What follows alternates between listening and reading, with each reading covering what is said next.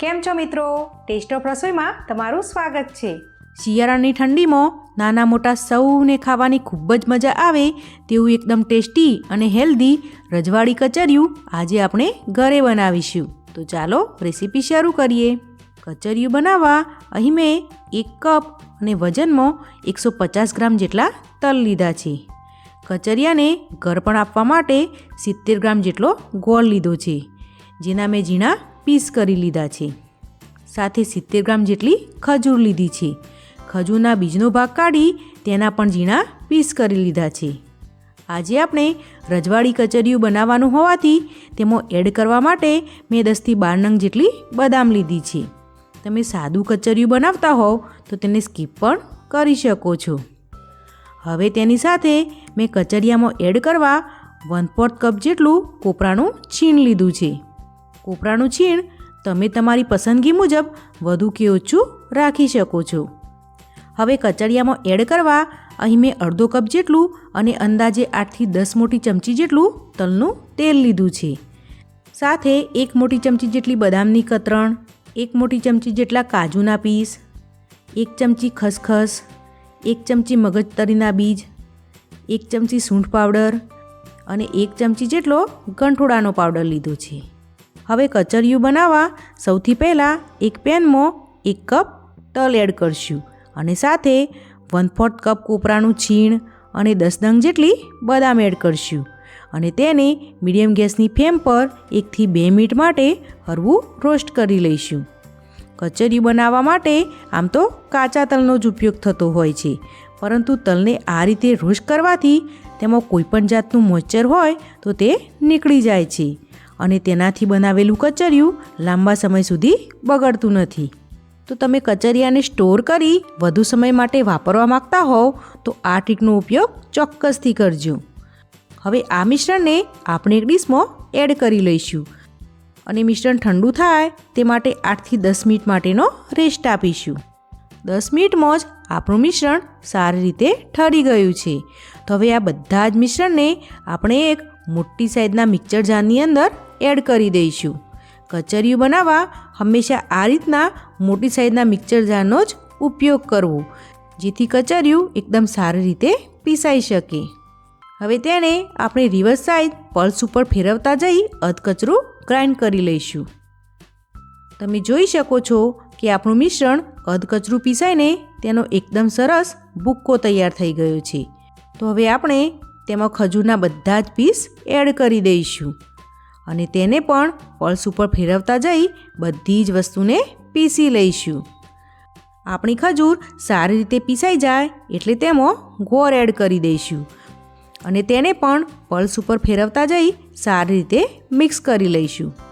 તમે જોઈ શકો છો કે ગોળના પીસ કરેલા હોવાથી ગોળ એકદમ આસાનીથી મિશ્રણ જોડે મિક્સ થઈ ગયો છે। હવે તેમાં સૂંઠ પાવડર, ગંઠોડા પાવડર અને ખસખસ ઉમેરીશું। હવે આ મિશ્રણને પલ્સ ઉપર પીસીને બધી જ વસ્તુને મિક્સ કરી લઈશું। તમે જોઈ શકો છો કે બધી જ વસ્તુ પીસાઈને આપણું એકદમ સરસ દરદરું મિશ્રણ તૈયાર થઈ ગયું છે। આપણે તેને પલ્સ ઉપર પીસેલું હોવાથી તેનો આ રીતનો અધકચરો ભૂક્કો જ તૈયાર થયો છે। તો હવે તેને શાઇન અને બાઇન્ડિંગ આપવા માટે તેમાં તેલ ઉમેરીશું। ગાણીમાં પીસાયેલા કચરિયામાં તલમાંથી ખૂબ જ તેલ છૂટું પડતું હોય છે। ઘણીવાર તો તેમાંથી તેલ કાઢી પણ લેતા હોય છે, પરંતુ મિક્સર જારમાં બનાવેલા કચરિયામાં તલ પીસાતા નથી, માત્ર ભાગે જ છે, માટે તેમાં તેલ છૂટું નથી પડતું। આથી આપણે કચરિયામાં સારી શાઇન આવે તે માટે તેમાં 5થી 6 મોટી ચમચી જેટલું તલનું તેલ એડ કરશું અને તેમાં ચીકાશ આવે ત્યાં સુધી પીસી લઈશું। જરૂર જણાય તો 1 થી 2 ચમચી જેટલું તેલ એક્સ્ટ્રા એડ કરી શકો છો। તમે જોઈ શકો છો કે આપણા કચરિયામાં તેલ એડ કરવાથી તેમાં સારી એવી શાઇન આવી ગઈ છે। અહીં તમે તેલનું પ્રમાણ તમે તમારી પસંદગી મુજબ રાખી શકો છો। કચરિયાની અંદર શાઇન માટે હંમેશા તલના તેલનો જ ઉપયોગ કરવો, અન્ય કોઈ તેલનો ઉપયોગ ના કરવો, નહીં તો કચરિયામાંથી બજાર જેવી ઓરિજિનલ સ્મેલ અને ટેસ્ટ નહીં આવે। હવે આ બધા જ કચરિયાને આપણે એક વાસણમાં કાઢી લઈશું. તમે જોઈ શકો છો કે આપણું કચરિયું બિલકુલ પણ મિક્સર જારની અંદર ચોંટ્યું નથી. બસ આ રીતનું જ કચરિયું આપણે અહીં તૈયાર કરવાનું છે. હવે કચરિયામાં આપણે 1 ચમચી મગજતરીના બીજ, 1 ચમચી બદામની કતરણ, 1 ચમચી કાજુના પીસ અને 1 ચમચી જેટલા તલ એડ કરી લઈશું. અને આ બધા જ મિશ્રણને ચમચા કે હાથની મદદથી સારી રીતે મિક્સ કરી લઈશું. બજારમાં મળતા કચરિયા કરતાં ઘરે આ રીતે બનાવેલું કચરિયું એકદમ ચોખ્ખું અને હેલ્ધી બને છે. સાથે સાથે તે બજાર કરતાં તમને સસ્તું પણ પડે છે. વળી તે ઘરે બનાવેલું હોવાથી લાંબો સમય સુધી સ્ટોર કરીને યુઝ પણ કરી શકાય છે. કચરિયાને આપણે હથેળીમાં લઈને પ્રેસ કરીએ તો તે આ રીતે આસાનીથી બાઇન્ડ થઈ જાય છે.